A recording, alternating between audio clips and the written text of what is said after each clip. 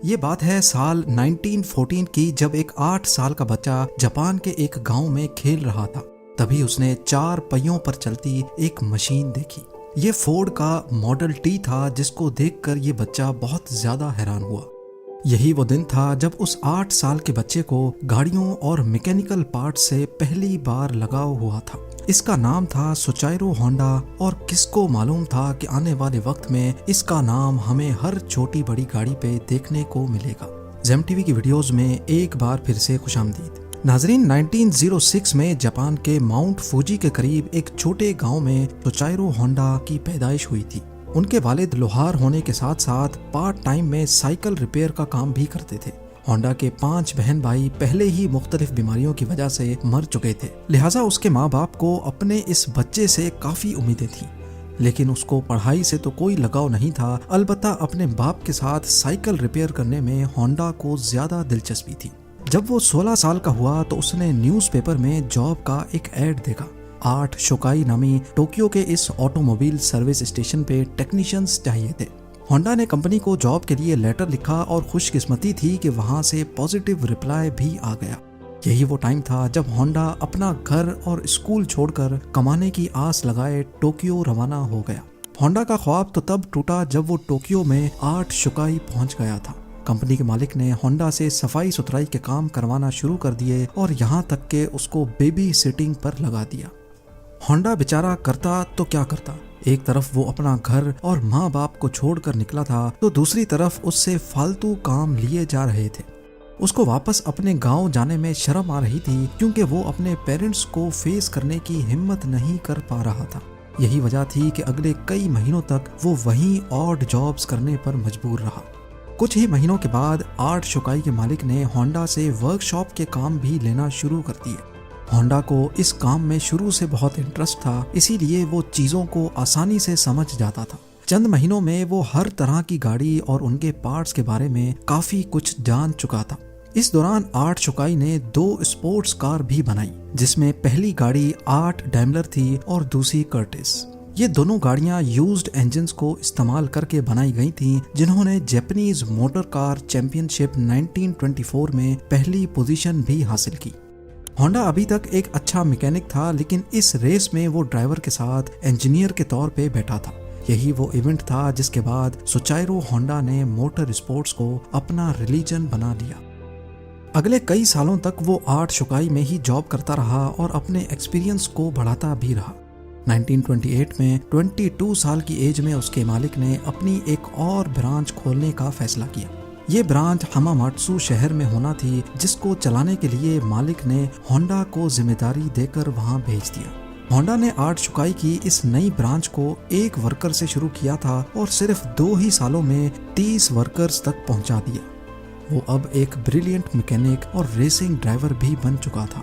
उसने अपनी महारत का फायदा उठाते हुए अपने मालिक के लिए एक स्पोर्ट्स कार डिजाइन की। ये गाड़ी 120 किलोमीटर पर आवर की स्पीड से चल सकती थी, जिसने पुराने सारे रिकॉर्ड तोड़ दिए थे। ये रिकॉर्ड अगले 20 सालों तक जापान का हाईएस्ट रिकॉर्ड बना रहा। 8 शुकाई के मालिक के दिल में होंडा की अहमियत मजीद बढ़ चुकी थी। वो अपना खुद का वर्कशॉप खोलना चाहता था, लेकिन शायद किस्मत को ये मंजूर नहीं था।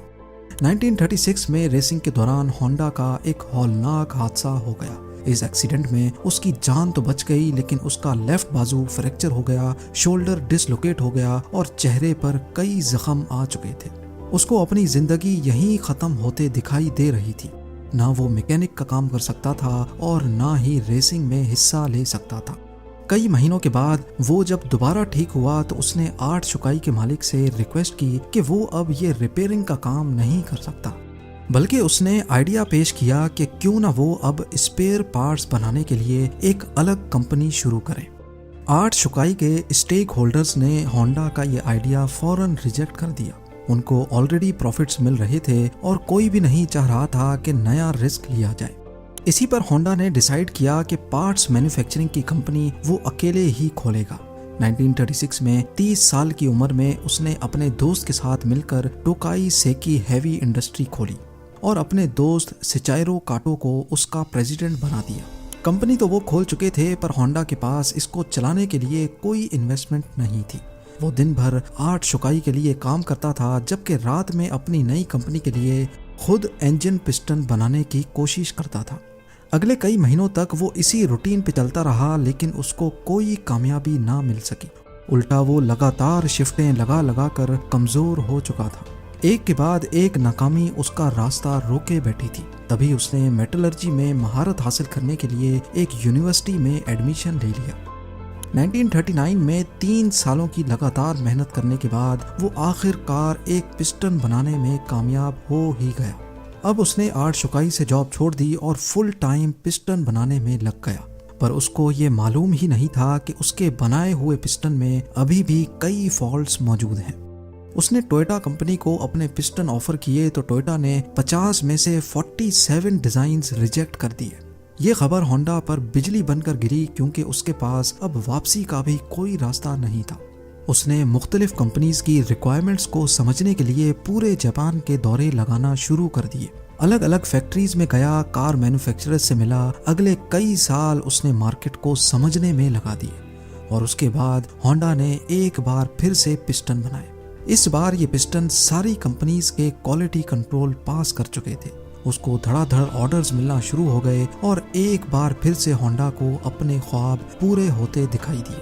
ऑर्डर्स को पूरा करने के लिए उसकी कंपनी ने 2000 वर्कर्स को भी हायर कर लिया। होंडा की ये खुशी सिर्फ चंद महीनों की मेहमान थी, ये किसको मालूम था।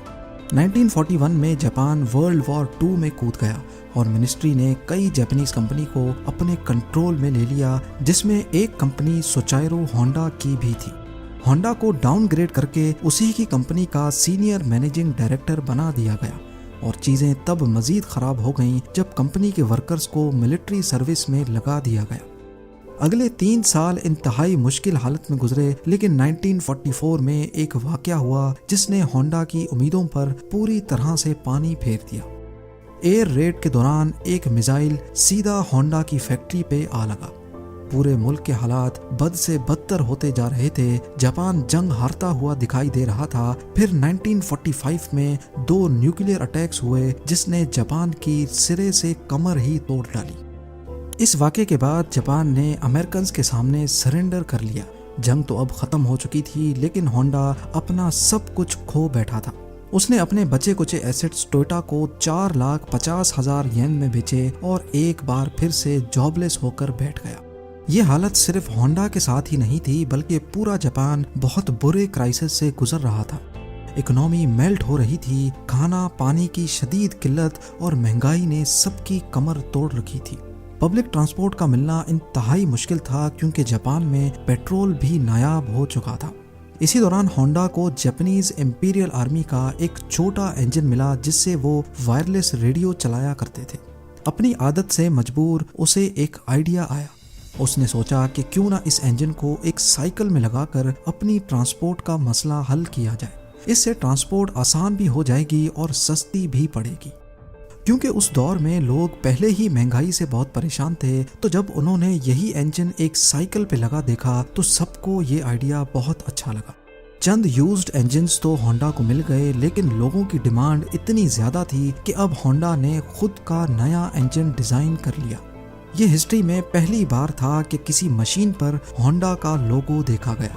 होंडा के पास इतने पैसे नहीं थे कि वो मास लेवल पे ये साइकिल्स बना सके, लिहाजा उसने 18,000 दुकानदारों के नाम एक ओपन लेटर लिखा। लोगों को होंडा पे इतना भरोसा था कि 3,000 दुकानदारों ने उसको पॉजिटिव रिप्लाई दिया और पैसे भी एडवांस में दे दिए।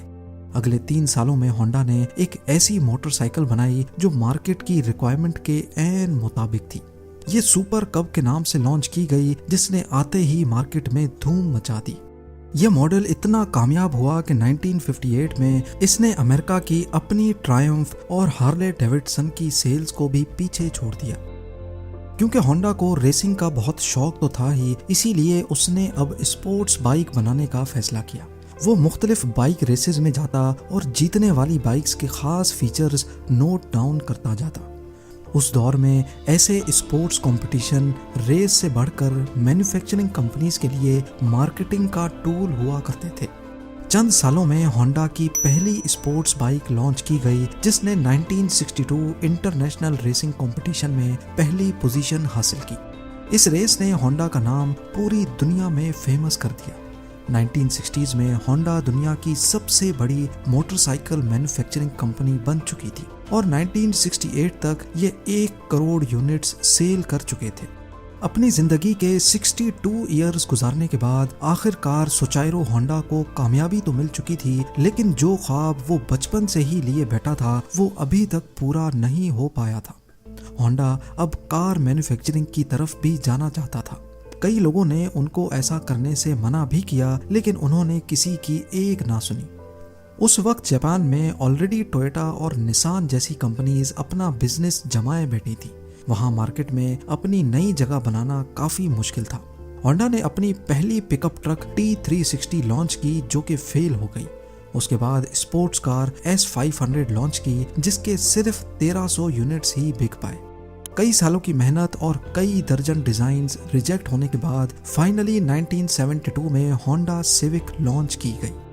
ये वो गाड़ी है जिसके नए मॉडल्स आज तक पूरी दुनिया में फेमस हैं। 1980s में होंडा मोटर्स जापान की तीसरी बड़ी मैन्युफैक्चरिंग कंपनी थी और सिर्फ 10 सालों में ही ये दुनिया की तीसरी बड़ी हो गई। आज होंडा का नाम हमें cars, motorcycles, boat engines, plane engines और दर्जनों पावर टूल्स पे देखने को मिलता है। सोचाइरो होंडा ने होंडा सिविक के लॉन्च होने के अगले ही साल 1973 में कंपनी से रिटायरमेंट ले ली थी और 5 अगस्त 1991 को उनकी जिंदगी का ये सफर हमेशा हमेशा के लिए खत्म हो गया। उम्मीद है जेम टीवी की ये वीडियो भी आप लोग भरपूर लाइक और शेयर करेंगे। आप लोगों के प्यार भरे कमेंट्स का बेहद शुक्रिया। मिलते हैं अगली शानदार वीडियो में।